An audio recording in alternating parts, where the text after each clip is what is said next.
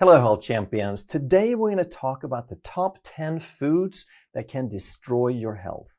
And why would anyone eat something that could destroy their health? And this is why you really need to watch this video and pay close attention, because maybe you don't care.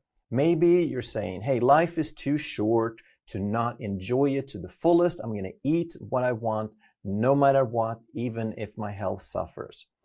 Or it could be that you don't think it matters a whole lot. There's a lot of people who don't feel very different based on what they eat. Maybe they haven't gotten really sick yet, maybe they're young, and they just haven't noticed a whole lot. Or it could be that you've been told the wrong thing. And this is the biggest reason that you want to watch this video carefully, because this is most people out there do not really understand what food is. There's a growing number of people who are sick and who are trying to do the right things. They're trying to learn, they're trying to eat the right things and take care of themselves, but they keep being told the wrong things. Now here's the thing, health is not complicated. It's really quite simple, and so is food. But we have to stop nitpicking. We need to understand the bigger picture. We need to stop just looking at lists of food and hearing tidbits of information and getting more and more confused. What we need to do is to understand the mechanisms, because the more lists you read about things, the more you're going to find lists that conflict with each other. And if you don't understand why the foods are on the list, you just get more and more confused. Food number 10 is white bread. And you're probably going, duh, because everyone has been told, you have heard that white bread is really bad. But I'm also willing to bet that you have been told that wheat bread is really good. But here's the problem. They're both wheat. Wheat is just a type of grain, and when they call it white, that's not really something very different. It just means that there's less fiber and less vitamins left because it has been more processed. And when they say wheat bread, they're not really talking about the type of grain. They're usually referring to a whole grain bread that has a little bit more fiber and a little bit more vitamins.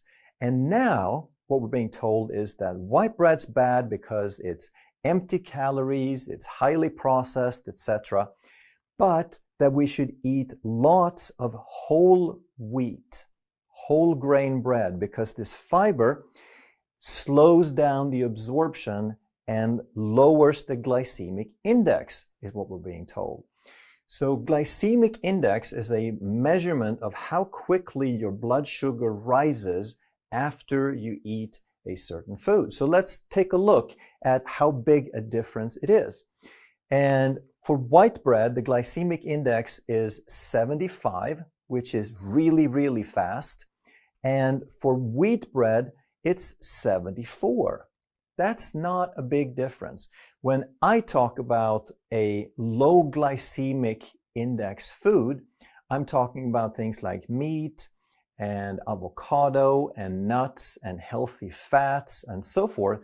And those are going to measure in single digits or maybe in the teens. And the amount of fiber that you're getting from these grains is not a whole lot. The white bread would have 0.5 gram per slice.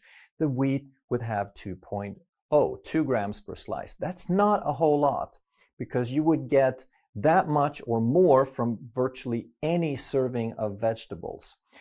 And what we're really looking for is the soluble fiber. So fiber is just anything that we can't digest. They call it roughage sometimes.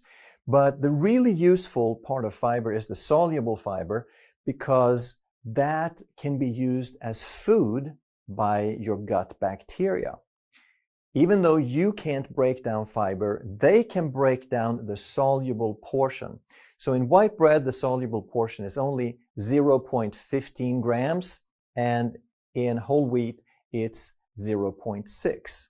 So the whole grain wheat will give you a little bit more, but neither of them will give you a substantial amount. There's nothing to write home about, and you're much better off eating other vegetables and getting several servings, because what white bread and what any kind of bread does mostly is just to jack up your blood sugar and cause insulin spikes and blood sugar roller coasters. But how is it that something that's called a complex slow carb gets absorbed so quickly? And why is it that so few people know about this?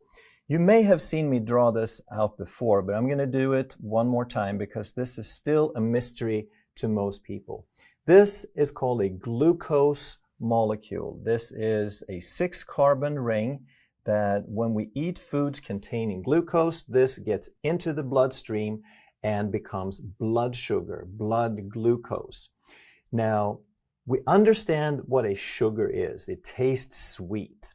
But if we have this in the form of chains, if we take these same glucose molecules and we link them up in long chains, and this could be chains of hundreds or thousands or even tens of thousands of molecules. Now it's called a starch. But it's the exact same molecule, it's just hooked together by a little linkage. And this is called a sugar, this is called a starch. But as soon as you put this in your mouth, as soon as you take a bite of bread, there's an enzyme called amylase that starts breaking down these little linkages, and you already are going to break off some of these individual glucose molecules already in the mouth. Before you even have finished chewing or swallowing, some of these are going to be separated and they're ready to be absorbed as soon as you swallow. And this is why starches contribute so much to increased blood sugar. And the fact that there's a little bit left of fiber, little more fiber in the wheat and the whole grain bread, these still break off so quickly that there's virtually no difference between them. So next time you're told to avoid white bread, you need to put the white in parentheses and you need to underline bread and understand that the same properties hold true for both of them. And here's a little tidbit for comparison. When insulin-dependent diabetics take too much insulin or they don't eat enough for a while, then their blood sugar could drop to the point where they become unconscious. And if you come across a person like that, then you need to give them some sugar. You need to give them something that raises blood sugar very, very quickly. And what you're usually told to give them is a candy bar or, more popularly, orange juice or a soda, something that's very sweet. And orange juice is indeed very sweet, but it only has a glycemic index of 48. So that's still high on my scale, but it's not as high as starch because these little things get lopped off so quickly that they are becoming glucose within minutes. And then to make things worse, wheat, the grain wheat, is one of the most allergenic foods that we have. Most people have some degree of sensitivity to wheat, whether they know it or not. And when you have a sensitivity reaction now, that creates inflammation, and it can also contribute to digestive issues. So now that we understand this principle here, now we have a few dishonorable mentions to add to the list, and that would be things like rice and quick oats and pretty much grains in general, because they're all mostly starch. Now, I don't think everyone needs to avoid grains completely, but if you eat some grains, then you need to focus on the ancient grains, the ones that humans haven't changed or manipulated, grains that are pretty much the way they were tens of thousands of years ago. And the earliest grains were called emmer and einkorn. And some more of these ancient grains would be spelt, which is another wheat, and rye and oats. And if you eat some of these grains, then you need to focus on the whole grain, which means you take the whole kernel and grind it down to flour, or better yet, you eat the whole kernel. For example, if you have oats and you keep the kernel intact, maybe you chop it into a couple of pieces, that's called steel cut oats. And now you still have the whole kernel, and it is vastly different than the quick oats that have been steamrolled and flattened to paper thin, because they're going to be absorbed much, much quicker. It takes the body seconds to minutes to start breaking off these molecules of glucose, whereas in the whole kernel, the surface area keeps it together. The surface area is much smaller, and therefore we're going to absorb it much, much slower. Another thing you've probably heard is to go gluten-free, and I think that's true for most people. I think the vast majority of people would do better to reduce or eliminate gluten from their diet, but it's far from the only thing that matters. There's other things, especially in the modern wheat that's been hybridized so many times, and it's grown with glyphosate and so forth. Even so, most people would do better without gluten, in my opinion, and the only things up here that don't have gluten would be rice and oats. And then you want to keep in mind that you need to get, if you're very sensitive to gluten, you need to get the certified gluten-free oats, because they don't have gluten in themselves, but they're usually processed on the same type of equipment.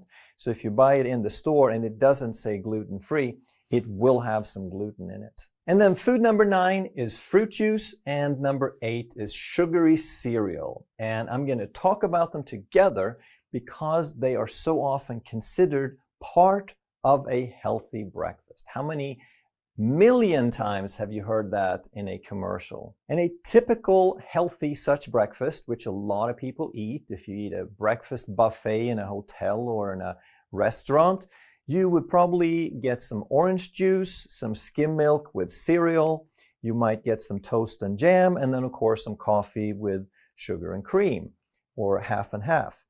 And a lot of people, you'd be surprised how many people would pick this breakfast over something like sausage or bacon or eggs or omelette. And the biggest reason they would pick it is that this is a low-fat breakfast. But fat is not the thing that matters. What matters is what is it that's going to jack up your blood sugar, and how processed is it. And these are highly, highly processed, whereas if you got some sausage and eggs, they are minimally processed. They're very close to how that food occurs naturally. And now, if we add up the carbohydrates here, we're going to get about 25 grams from the orange juice, 12 from the milk, 34 from the cereal, 49 from toast and jam, and about 11 from the sugar and the creamer or milk or half and half. And if we add this up, we're going to get 131 grams of net carbohydrates. And it's different for different people, but in my opinion, that's about twice as much carbohydrate as you should eat on a daily basis. So this is twice as much as you should have in a whole day. And if you are overweight, or if you're trying to reverse a condition of inflammation or diabetes or insulin resistance, then it should be even less than half of that if you want to make some good progress. But that's not even the worst of it, because what really matters is also the type of sugar that we have. So glucose is one type of sugar. That's a single ring. But when we talk about sugar, for the most part, and when people talk about sugar that you want to avoid, it's going to be the added sugar, or sugar in orange juice, because that sugar has 2 sugars in it. They're linked together. So it's a 6-carbon ring called glucose, and then there is a 5-carbon ring called fructose. And this is white table sugar. And the reason you're told to avoid the table sugar, the added sugar, is that this is more than twice as bad with these two molecules. The glucose portion will raise blood sugar, and that's bad enough, but that's not really a disaster by itself. The fructose is the disaster, because fructose is very much like alcohol in that it can only be processed through the liver. And therefore, if you eat a little bit, no problem. If you eat a lot, now you will quickly overwhelm that liver and cause a fatty liver. And this is the difference between cultures that have eaten starch for centuries. They've eaten rice, they've eaten bread, and they haven't developed a whole lot of chronic disease or diabetes. But then they become sedentary and they add the added sugar with the fructose portion. And now we see diabetes rates increasing exponentially. So if we go back and look at this so-called healthy breakfast, we see that the orange juice, almost all of the carbohydrates are sugar. And even though this is not added sugar, the naturally occurring sugar in orange juice is exactly the same as the added sugar, as white table sugar. It is no difference. It's glucose and fructose in roughly a 50-50 ratio. And then the skim milk is going to have about 12 grams of sugar. Cereal, depending on if we eat more of a kid cereal or an adult cereal, is going to vary. So 18 grams is more on the sweeter side, but it's not extreme. And then we have the toast and the jam. And most of this is from the jam, but believe it or not, something like 6 to 8 grams of sugar is going to be in a couple of pieces of toast because they add sugar to the toast as well. And then we have a couple of teaspoons of sugar in the coffee. And now we have 83 grams of sugar in this breakfast. And the only sugar that's not exactly this, the 50-50 ratio of glucose and fructose, is the skim milk, because the sugar in milk is different. It's lactose, which isn't nearly as bad.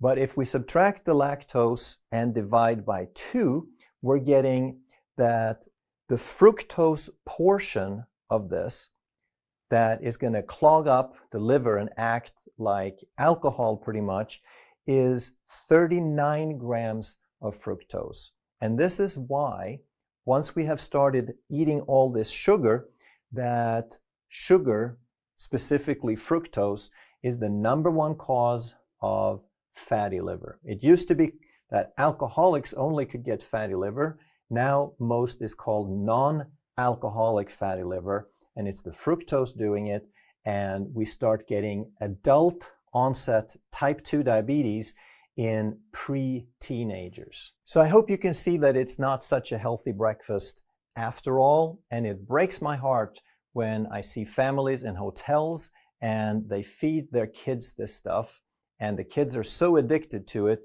they won't even have a slice of ham or a little bit of an egg, because this is the stuff that's the sweet stuff they're hooked on. Food number 7 that destroys your body is fast food. And very often, if you read these nutrition sheets in fast food restaurants, they're going to talk all about macros and calories. And macros is how many calories, what percentage of calories come from fat, protein, and carbohydrates. And very often, they're not going to look terrible compared to the recommendation. So they promote this food as being relatively healthy or no worse than the average fare. So let's look at some of the differences between the fast food and the real food. For starters, real food is going to have much more nutrients. It's going to have enzymes. Processed food, fast food, is really not going to have any enzymes at all. And real food is also going to have a whole lot more fiber. So most people don't realize this, but real food contains all the nutrients and all the enzymes that we need to process it and break it down. The reason food has vitamins is that we need the vitamins to utilize the food. We need the vitamins to turn it into energy and into body parts and reconfigure. something called metabolism and anabolism, to break down and rebuild.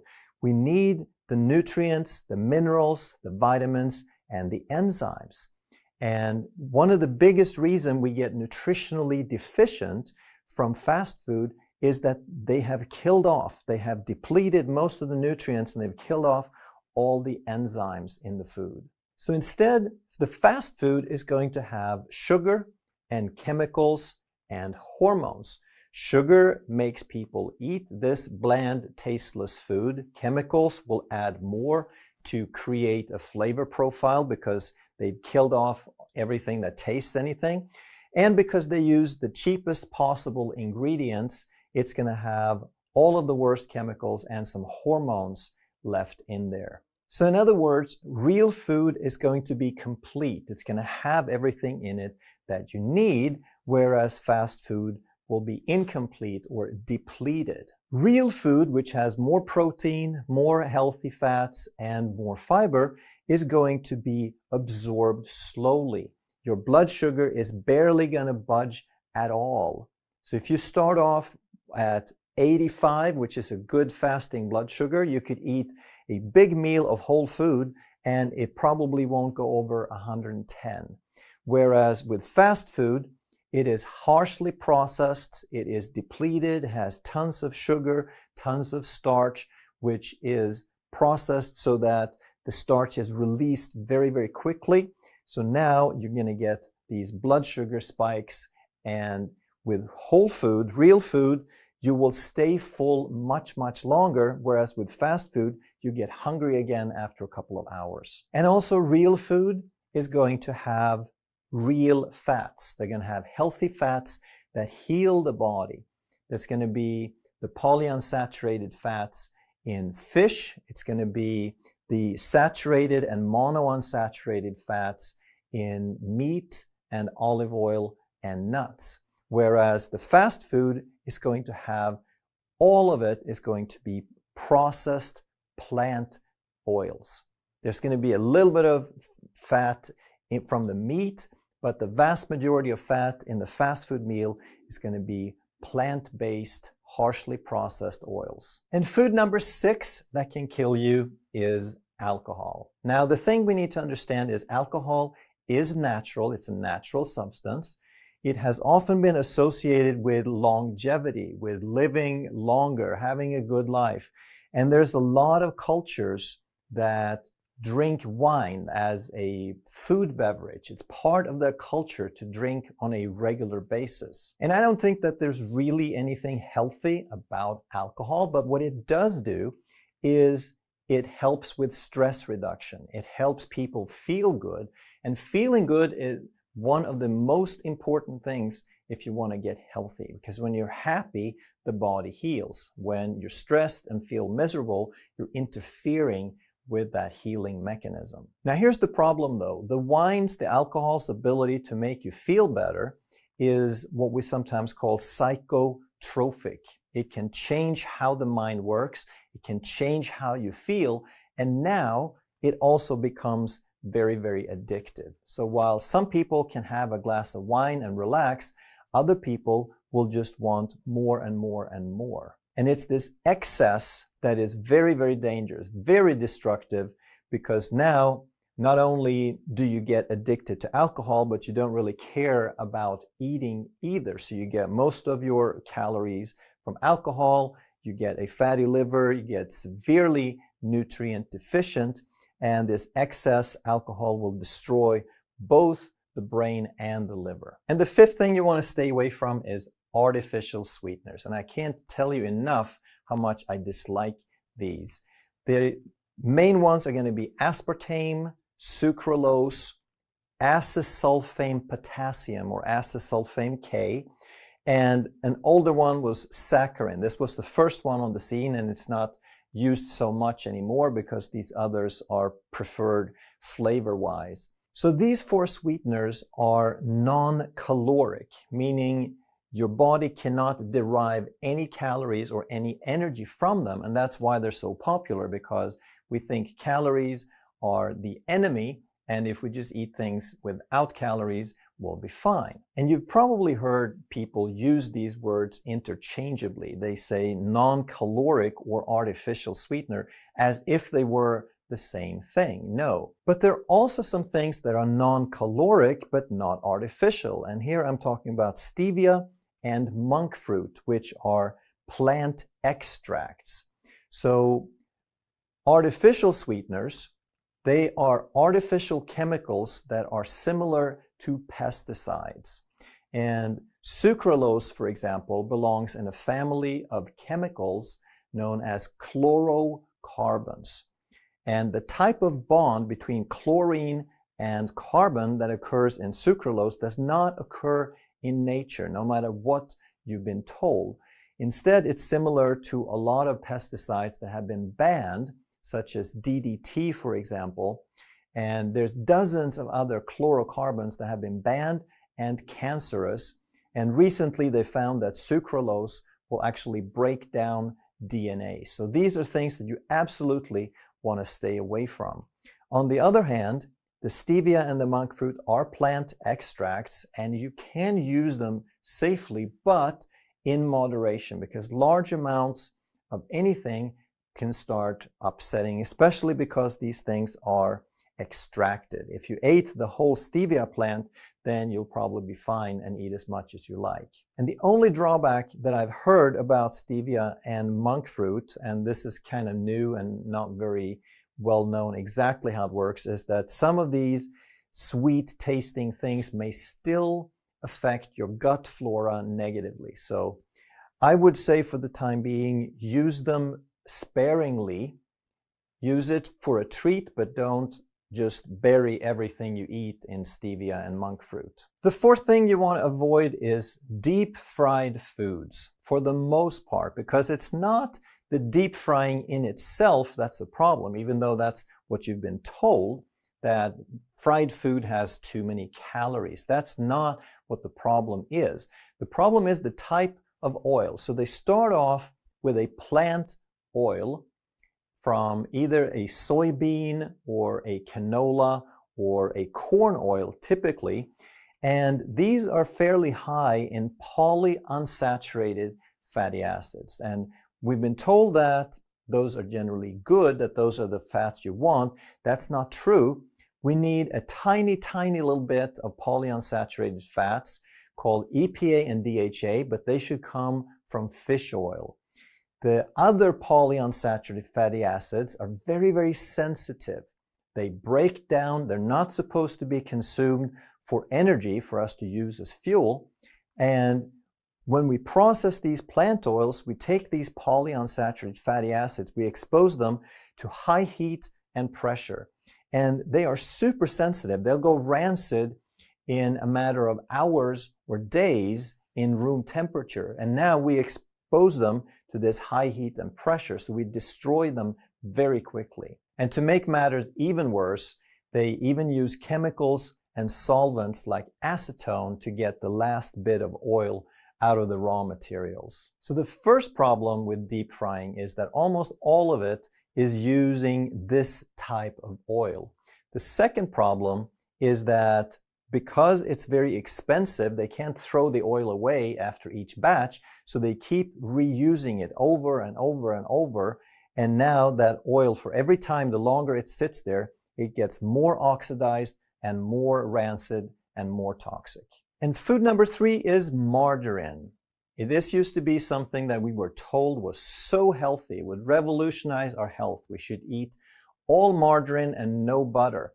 And this was introduced in the 1950s and 60s, and it really took off.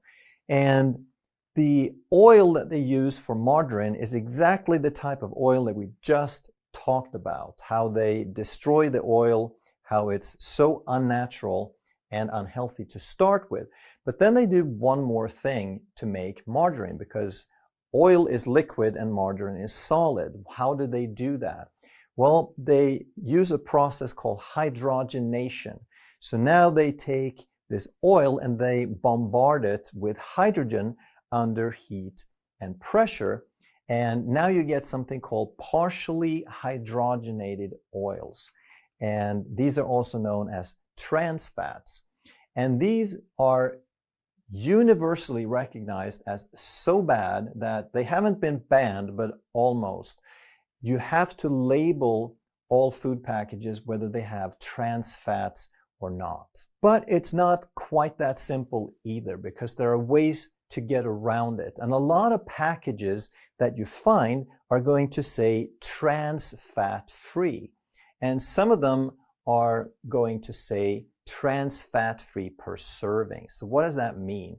Well, it means that they shrink down the serving so that as long as there is less than half a gram of trans fats, they can round it to zero. So if you have 0.9999999 grams of trans fats, you can round it to zero and call it trans fat free, even though it might have 5 or even 10% trans fats depending on the serving size they choose. So you want to make sure that you read the label and you look for things like hydrogenated or partially hydrogenated. So that is the absolute worst, but you really don't want to eat margarine anyway because of the oils that they start off with. Number 2 is energy drinks, and these are hugely popular. You see everyone drinking them because people are so stressed and they're under so much pressure and they are so sleep deprived that they think that they need something like this to make it through the day and be productive. And that's how these things are sold. And these drinks are usually loaded up with caffeine, which is a stimulant. And if you wanted to get caffeine, you could of course have a cup of coffee or two, but keep it in moderation because otherwise you're buying into a lot of this as well. You know, caffeine is a stimulant. Sometimes they use other stimulants as well.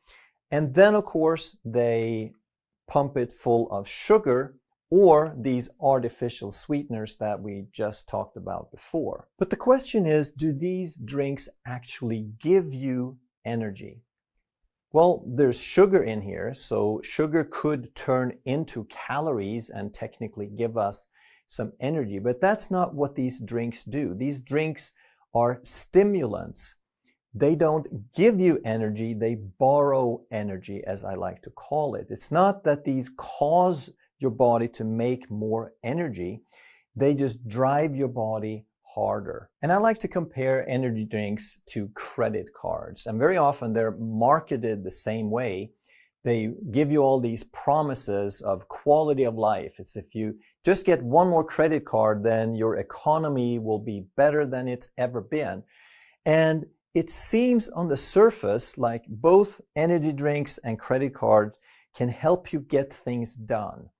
Like if you have a crisis, if you're in a bind, they could get you through that moment, the short-term moment. But the problem with both energy drinks and credit card is that afterwards you have to pay it back. So when you borrow, you're kind of depleting resources. You're actually getting less of the things that you want, and then later on you have to pay it back. And with the energy drinks, what you're doing is you're borrowing from your health and you have to pay it back. And in terms of side effects and what energy drinks actually do is they increase blood pressure. They've been associated with heart palpitations, with heart arrhythmias, with anxiety, with insomnia, with digestive disturbances, and with adrenal fatigue. So you tell me, do they add to your health? Do they give you energy? Or is it not such a good idea?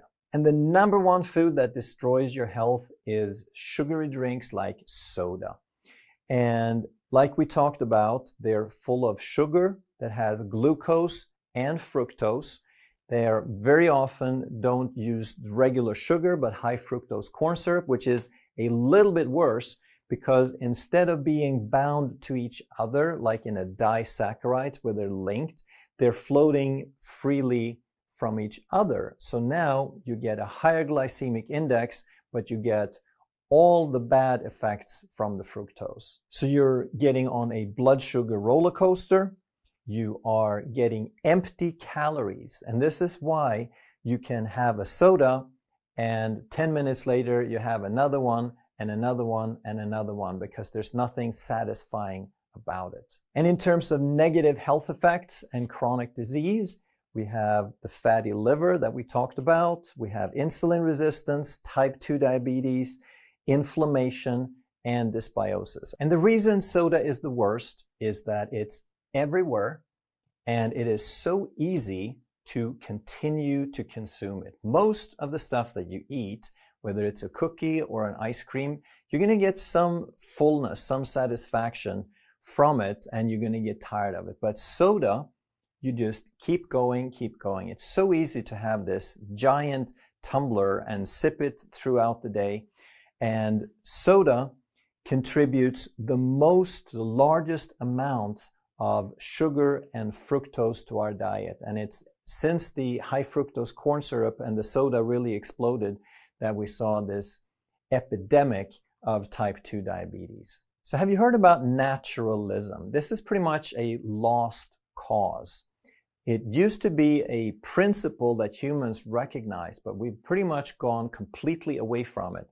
And included in this principle is that if God or nature made it, then it's probably okay. We get a check mark. It's kind of hard to mess up if you just eat natural things. Now, if humans have altered it, if we have changed it, broken it down, added things, pulverized it, reconstituted it, now we get a question mark. It's not necessarily bad, but usually. And it pretty much depends on how much did we alter it. Is it still closer to the original form, or is it completely different? So for example, if we had a steak, that would be in the first category. That's the way it was made. It's very natural. Now, if we grind it up into ground beef and make patties, it's still very, very close. It's minimally processed. But if we take that same meat and we dry it and we soak it in chemicals and MSG and flavoring compounds, and we add 30% sugar, now we have altered it quite a bit. Now it's not so great anymore. And then we have completely synthetic. These are molecules and chemicals that don't occur naturally in nature and definitely are not supposed to be in our bodies. And those would be things like artificial sweeteners, but also things like synthetic drugs, things like medication. And I'm not telling you to get off any medication because there's a reason someone prescribed it for you, but we need to understand that a synthetic medication can't add anything to the body that your body is looking for. It can never increase your function or your health. Sometimes it's necessary, but if there is a way to support the body with natural things, then over time you want to try to build the body up so that your body doesn't need that synthetic thing anymore. If you enjoyed this video, you're going to love that one. And if you truly want to master health by understanding how the body really works, make sure you subscribe, hit that bell, and turn on all the notifications so you never miss a life-saving video.